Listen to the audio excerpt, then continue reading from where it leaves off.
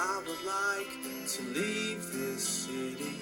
This old town don't smell too pretty, and I can feel the warning signs running around my mind.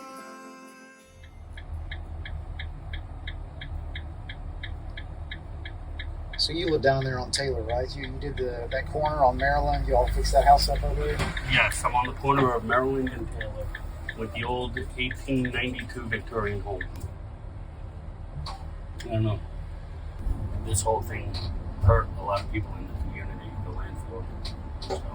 A rally was held today in protest of the Bristol, Virginia landfill. What's that smell? It's Bristol, baby! It was held outside of the Bristol Chamber of Commerce from 11 a.m. to 2 p.m. People are experiencing significant health symptoms, insomnia, nosebleeds, random vomiting, children who can't go to school because they're ill, and the only reason to explain it is toxic emissions from the landfill. The first time, I guess it's been probably a year and a half now. Didn't really know what it was. As I guess everybody the first time. I was smelling gas 2 years ago. I know that for a fact because I was asking neighbors if they had propane leaks. We were sitting out on the back deck, and the back of our house faces Commerce Street, where Highland Fellowship is, the Bristol campus. Right. And we were just sitting out on the back deck this summer, and I just started getting a nosebleed. The simple fact of the matter is we're dealing with, in my opinion, an environmental disaster, the likes of which this area has not seen, and we just are not prepared or equipped to adequately deal with it without good help from the outside. I know the city's referenced often that we're listening to the experts, and I get that, but listening to the experts with sort of a conclusion we already have in mind ahead of us, and that is, we want to continue to operate the landfill, and we want to do X, Y, or Z because we feel that that's the best outcome for our city, and minimizing the real risks that exist about degrading the conditions at the landfill and the environment and just overall quality of life here in Bristol to the point where it becomes a city killer. The legal jargon, the canned responses, the not showing any form of compassion or empathy for people who are truly struggling, and financially they can't afford air purifier. They can't even afford, I don't know. We feel blessed that we have options. A lot of people don't. You can't. And this is another thing, like I talked about how to experience a community in Bristol. Until you experience this and have to deal with this, live with this on a day-to-day basis, it's unfathomable, really. As it got worse, as it progressed here, it started to infiltrate our home and our cars. So, our days are planned around when we can open the windows and get these gases out of our homes. Right now it's affecting our life because my husband and I can't even live together. I mean, I'm staying in Richlands and making an hour commute because we've evacuated our home. We know it's not safe.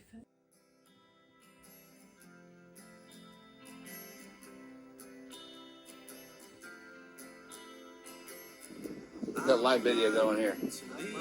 Yeah. Good turnout today, huh? I can feel the warning signs running around my mind. And when I leave this island, I book myself into a soul asylum. 'Cause I can feel the... So why do you think, while we're on that subject, why do you think the city has not stepped up, the Virginia side anyway, in providing some of those? They don't want to claim responsibility and liability for what their actions with the landfill. They're not in protect my people mode. They're in save our rear ends mode. Right. And that speaks volumes to me. Not once have we gotten anybody that we know, nobody. Samuel Weddington, spoke at the council meeting last Tuesday. not once did they say thank you for all the air purifiers that he's got the residents of Bristol, Virginia. Has the City of Bristol, Virginia Council got one person? No. Sam Weddington, he's on his 4th distribution list, you know? And he just got a company to donate $15,000 so he can distribute more. Has the City of Bristol done that? No. Will they do that? No. We human beings have a tendency to double down on bad decisions. And that's because, again, from a theological, spiritual point of view, we're blind, right? We think we have the right answers. We think we're really great masters of our own destiny. We've got this. We like to say this at a cultural level. We got this. But sometimes there are crises, there are problems that we just need to learn to, ask for help.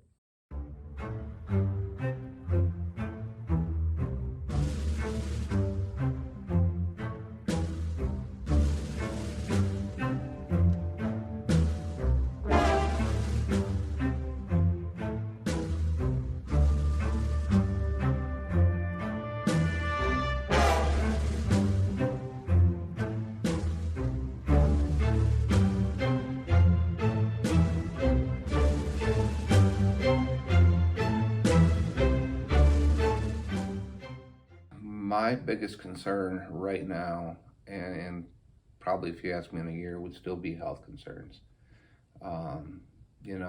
As an 8-year resident of Bristol, I thought I knew this city. But when I found out about our community over near the landfill, Shakespeare Road, the people that live there, have lived there and dealt with this for decades, really, I was embarrassed. I was shocked. In sort of 30,000 foot view, without getting into the technical weeds, how do we defeat the beast? How do we defeat the beast? I think the first step to defeating the beast is that step of asking for help. And that's going to take our political leaders. It's going to take our community. It's going to take a little bit of humility and maybe being humbled to realize that sometimes the problems get beyond our ability, our scope to deal with them. Is Bristol still a good place to live? For the Reynolds, no. I can't speak for other people. Right. But for us, no. Is Bristol still a good place to live?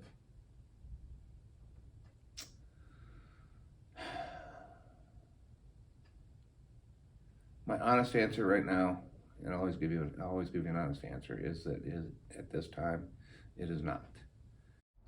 Is Bristol still a good place to live? That's a good question. At the moment, no.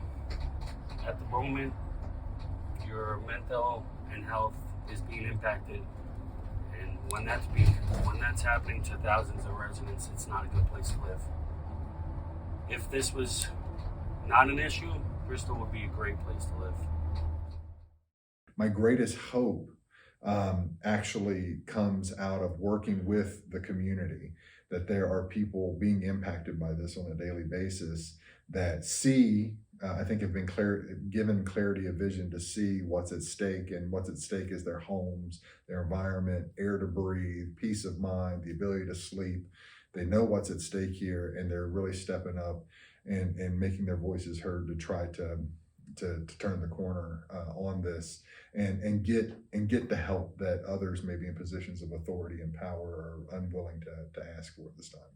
I can feel the warning signs running around my mind, and when I leave this island, I book myself into a soul asylum, 'cause I can feel the warning signs running around my mind. So here I go. I can still smell shit in here.